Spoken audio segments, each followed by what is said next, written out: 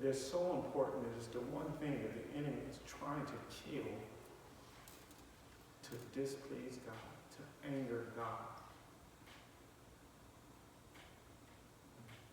When he tries to touch God's creation called people,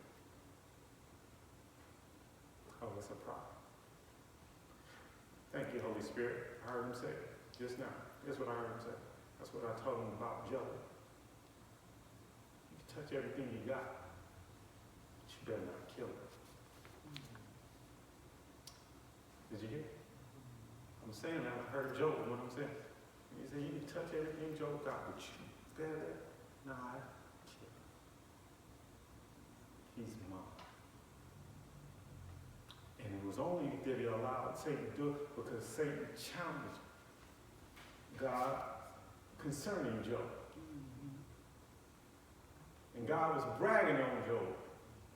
Have you even considered my servant Job? And boy, I'm trying to tell you, that's a good, when God bragging on you, you understand what I'm talking about?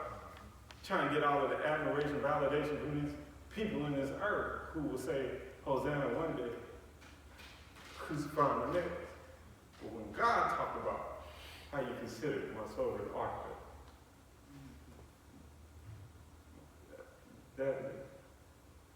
that's some affirmation. I said, that's an affirmation. Amen? Amen. So, to edify people is a good motive. To be an example of light to a dark generation. That is a good motive to fulfill God's purpose. Why? Why? You walk into a dark room, you can't see anything in front of you. You're not able to find a light switch. How many people would want to stay in a dark room who have become accustomed to being in light, but you're in the dark? Who's aware that light is possible, but you're in the dark? And you have no way of finding a light. How many would be appreciative if someone came in the room who could shed light? If you were aware that light was a possibility, you have sight, but you cannot see. How many would be appreciative if someone came in and shed light? And that's what this generation is like. They have eyes and then they're seeing, they cannot see. And then they're hearing, they cannot hear. But God has called us to be a light. A light. Somebody say a light. A light. A light. I was sharing with someone maybe a day or two ago, and I just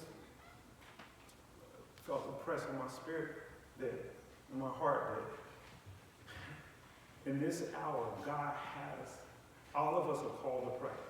The Bible says, men ought to always pray and not faint. I take quite a bit of commercials because I'm not in a rush. I want to expound upon what the truths are and what God gives me. So I'm going to share this insight with you in terms of, in context of being a light to a dark generation.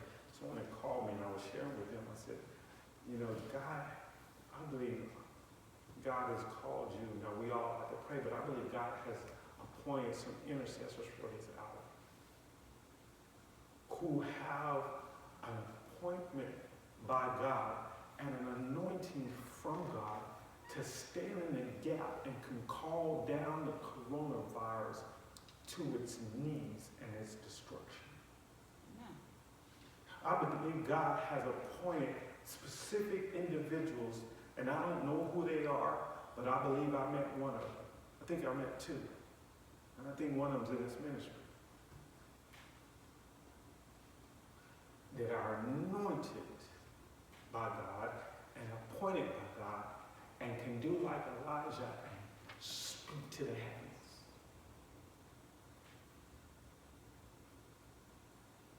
That's a light.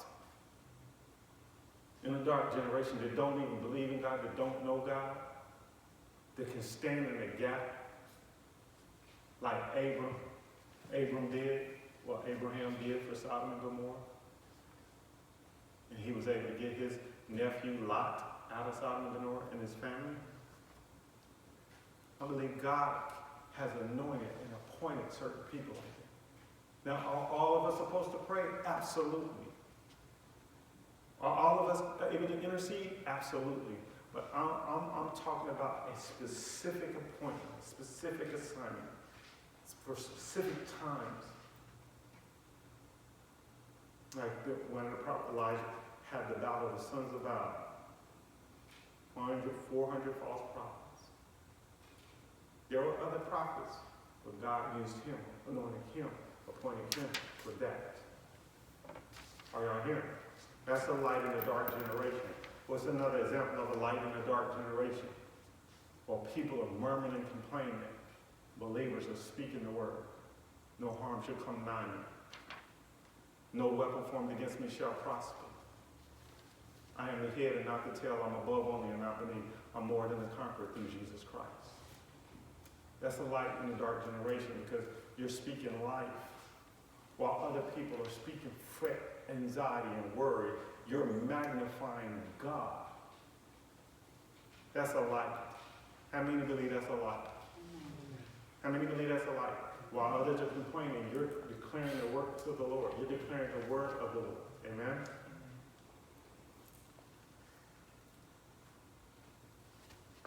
Finally, number 7, gather fruit that remains and finish strong. Gather fruit that remains. Now, remember this as we're about to tap into some of the scriptures concerning Joseph. So everything I'm sharing with you, I know you guys have it in your notes. But for those who are viewing, if you wrote any of these down, because you'll begin to see how you can extract this from Joseph's life and how this can be applicable to your life as a believer. Amen? Amen. Gather fruit that remains. And how do you want to finish? Strong. You don't want to finish outside of the will of God. You want to finish where? In the will of God. You don't want to finish doing your own thing. You want to finish fulfilling what God created you for. And so the fruit that we bear should be fruit that is in alignment with what we were created for. And again, that should encourage us to do some self-examination. What is the fruit of my purpose? Do I have any fruit that is evident in my life that I am doing what God created me for? Come on. Jesus cursed the fig tree that had evidence it should have fruit on it, but it didn't. So examining our lives, you can extract that in principle. That's something we need to do. We need to go home, go wherever, sit down, take a moment, review. Do I have fruit in my life that is evident from what God has purposed for me to do? I'm going to say that again. I think it's important for me to repeat. Do I have fruit in my life that is evident from what God has purposed and created for me to do? It is very important that we look at our lives, examine our lives, review our lives, that detail. And do it purposely, do it intentionally. It's not to be in condemnation, but it is to bring clarity, and it is to bring us up to a position or a place of accountability. Amen? Because if you don't know where you are, how are you going to know when you get where you were going? And if you don't know where you're supposed to go, how are you going to ever know when you arrive? Hello? If you don't know where you are, how are you going to know when you get where you're going? If you don't know where you're supposed to go, how are you going to know when you arrive? If you don't know where you're supposed to go, how will you know when you arrive? So when you go back and you say, well, I can't even examine whether I have any fruit because I'm not even certain I'm doing what, that's a place to start. Because if you say to yourself, well, I don't even know if I'm doing, that's good. That examination has helped me to say, I need to get on my task about seeking God to ensure that I'm doing what I was created for. Either way, if you got fruit, then you need to make sure that the fruit that you have remains. How's that fruit doing? Is what I'm doing, is the fruit that I say I have, is it maturing? Is it rotting? Is it still on the vine? Is it productive? And see, those are good ways for us to be in the context of the task aspect of our purpose. It's a good way for us to be stewards over it. Stewards. Remember we went over this on the Sunday morning's message where we talked about that a man was given 10 pounds and Jesus said that was very little, but because you have been faithful over the very little, I will increase you to 10 cities. Or he gave him maybe 10 pounds or some little pounds, but he increased it, which means the man had to know what he had, and he had to know what he needed to do to be able to increase it. So he knew what he was supposed to do. Amen? And when he came back and did it, he said, here's what I accomplished. So me saying to y'all to examine it, it lines up. Are y'all hearing me? So now let's go into the scripture and let's look at Joseph. And so the first thing we want to look at, and I'll read the scripture, the statement made before.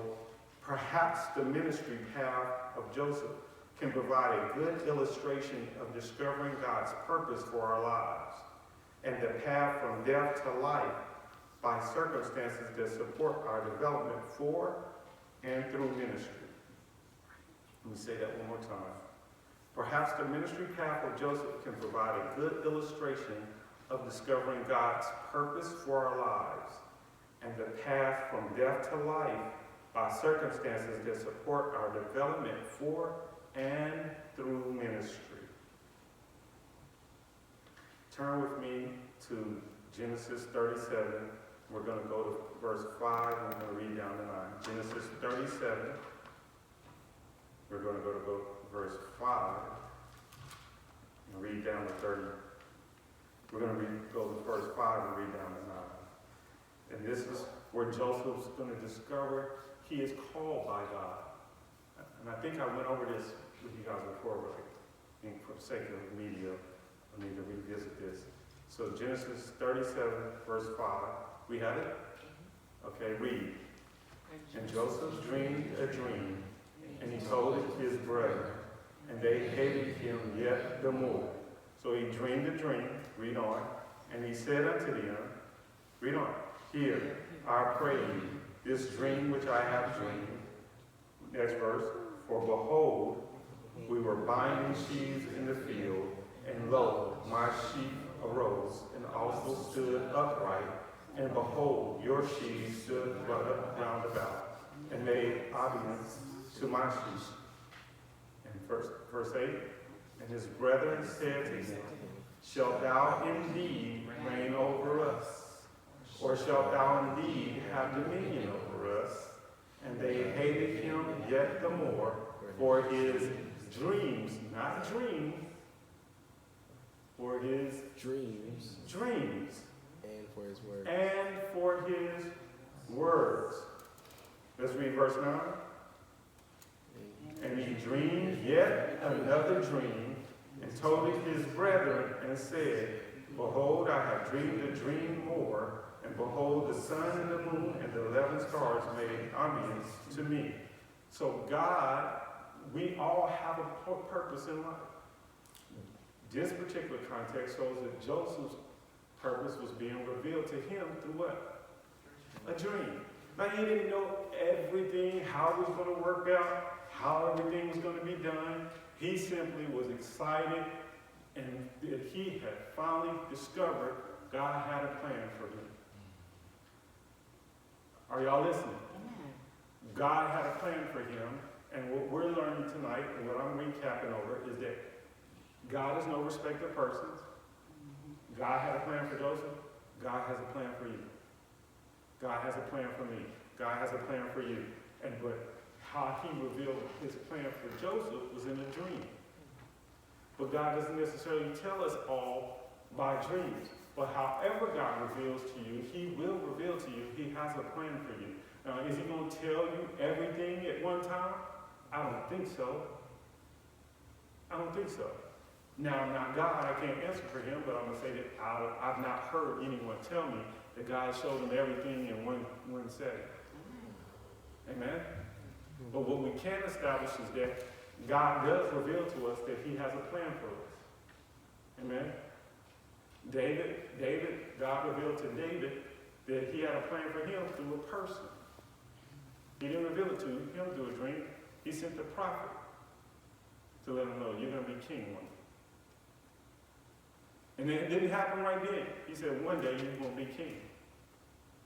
And he went back doing what he had been doing before. But God has a plan. So this number one, God's called by God. We're called by God. We're called by who? God. We're called by God. So it's going to be God who reveals to you however he chooses. He may use someone to help you identify his plan for your life. But regardless, it's God's plan for your life. Somebody says God's plan for my life. God's plan. It's God's plan for your life. All right, come on. Now, here's another thing. Anytime God gives us something, it's not always going to be accepted by men. And remember we talked about the wrong motives, wanting validation from people? Well, because you'll realize whenever you're doing anything for God, the enemy is going to use whatever he can to discourage you. He's going to use whoever he can to try to convince you to let it go. So, Joseph is rejected by man. And one of the things that I want to talk to us tonight, or encourage it, strengthen your relationship with God so you can handle rejection. Strengthen your relationship with who? God. So you can be able to what? Handle rejection. Because, and the reason why that's important is because some people say, well, I only need to handle rejection with people on the outside. And what happens with people who believe that is they're caught off guard when they're rejected by people who are the closest to them. So you don't want to learn how to handle rejection by people. Are y'all listening? Amen. I said, in learning about your plan, God's plan for your purpose, a plan on purpose, and discovering God's plan for your life, you do not want to learn how to handle rejection by people, because you may be having confidence in the very person that you thought would never reject you to be the very one that does. Hello? Hello? Are y'all listening? I said, you want to learn how to deal with rejection. That's why you don't want to allow your motivation for doing what you do, fulfilling God's purpose, to be affirmation or validation from man. Now, is that a byproduct in many cases? Yeah, but it shouldn't be a purpose for your pursuit. Because you're going to see in the life of Joseph right here. Let's drop down to verse 11. And see, in order for Joseph to be successful, you're going to see he had to be able to overcome all these things. Even though you might not see it written, Joseph overcame rejection, and Joseph overcame loving money. You can see how he operated it and determined he had to have dealt with this stuff. Are y'all listening? Are y'all listening? This is good. Read verse 11. And his brethren did what? Envy. envied him. Y'all know what envy means? Jealous. Jealous. Not his cousins, not his associates, not his homeboys, his brethren. So anybody know what comes along with envy? Since we're talking about rejection, you know somebody's jealous of them. Rejection's coming. Are y'all listening? And so he has to learn how to deal with that, because in order for him to fulfill what God wants, he's having to go through some things, to deal with some things. Are y'all listening? And his brethren envied him, but his father what? Observed the same that he said. He was talking about these dreams. Jump down to verse 19. Read. Oh, I'm sorry. Let me know when you're there. You there? Verse 19. And they said one to another, behold, this dreamer cometh. Verse 20. Come now, therefore, and let us what? Let us kill our own brother. They were so jealous. That's why the Bible says jealousy is as cruel as the grave. So when you're experiencing rejection and you feel how painful that is, rejection can be painful depending upon who it's coming from. And they were so jealous of him, they wanted to kill him. Are y'all seeing that? And maybe he shouldn't have told him the dream, or how he told him the dream was a mistake, or what have you, but the bottom line is, he was exuberant, excited about, I learned what God has for me. You would think people would celebrate. Man, yeah, but not. So this is his biological brother. Y'all listen?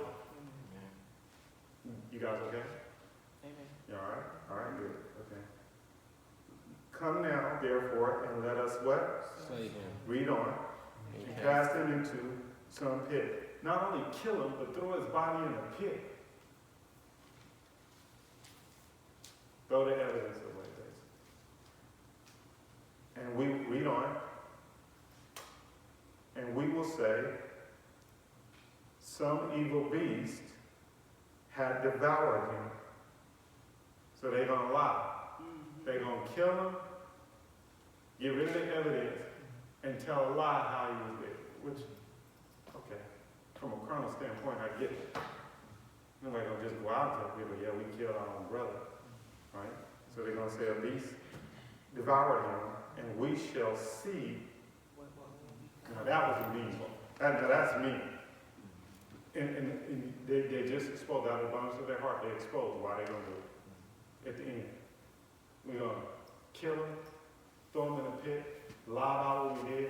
Now let's see what happened to the dreams he said he gave. Basically, let's see what the will of God is now.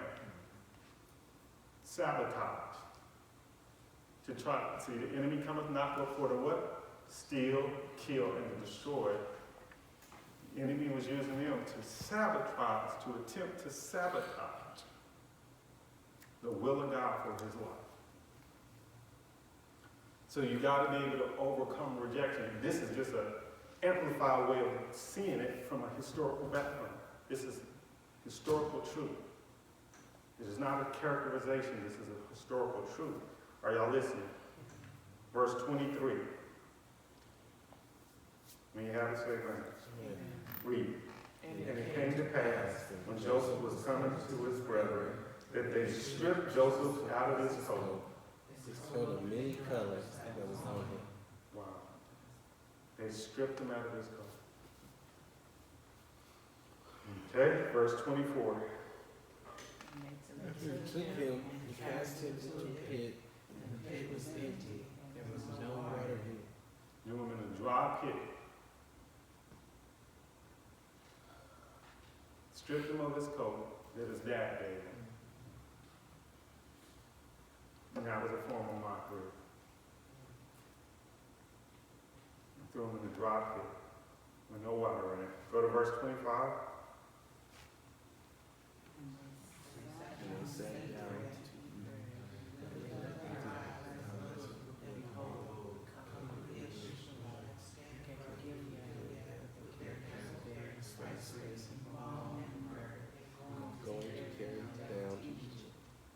All right, jump down to 28.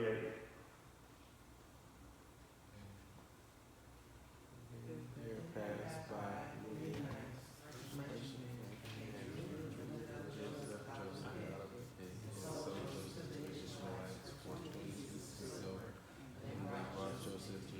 So basically, he was sold into slavery by his brothers. Rather than kill him, they decided to sell him into slavery. Sold him into slavery by his brother. And in this context, I'm saying, with rejection, people will sell you out. They'll sell you out. But again, I think this is a part where I can parlay this point, is that's why you don't want to go into what you're doing for the purpose of validation and affirmation. Because if that's a vulnerable point for you, the enemy will study you to see how he may devour you. The Bible says he walks to and fro in the earth as a roaring lion, seeking whom he may devour. So he has enemy agents that he uses to observe you and report back. And if your motives are wrong, you're getting set up. Are y'all seeing that? And then people who are, well, what's the use? Why do it anyway? What's the point? Wait, what you were doing was as unto the Lord, appointed by God in the first place. Yeah, but these were the people I was trying to help. Yeah, the point is they need help.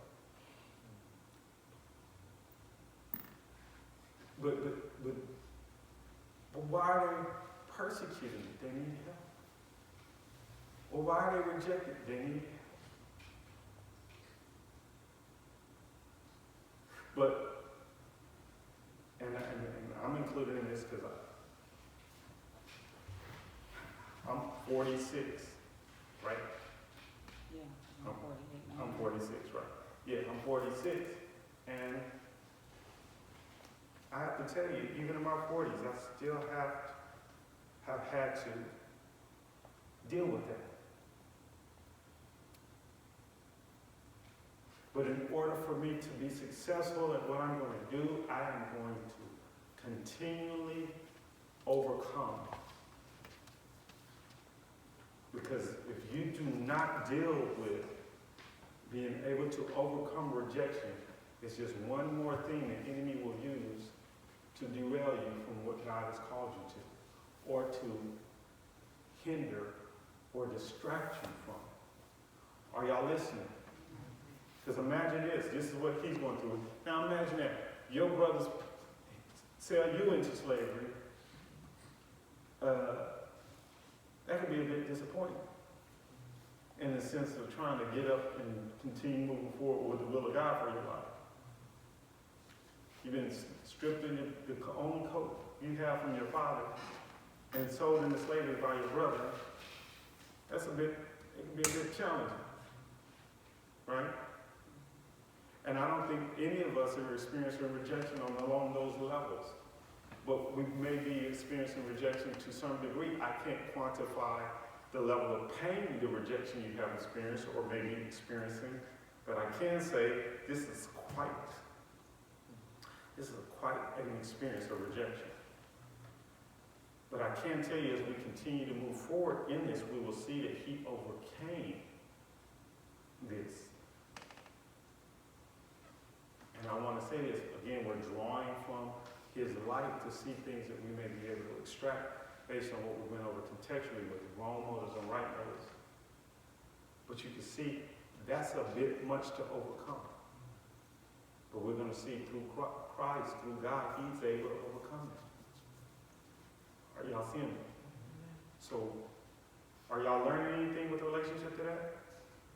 To kind of get a grip that these are areas that you need to kind of take a look at and not just simply glance over or pass on, because oftentimes there are weapons being formed against us that we're not necessarily identifying properly, and we're not necessarily identifying that we haven't equipped ourselves properly with the relationship to dealing with the weapons that are formed against us. Amen? So I'm out of time.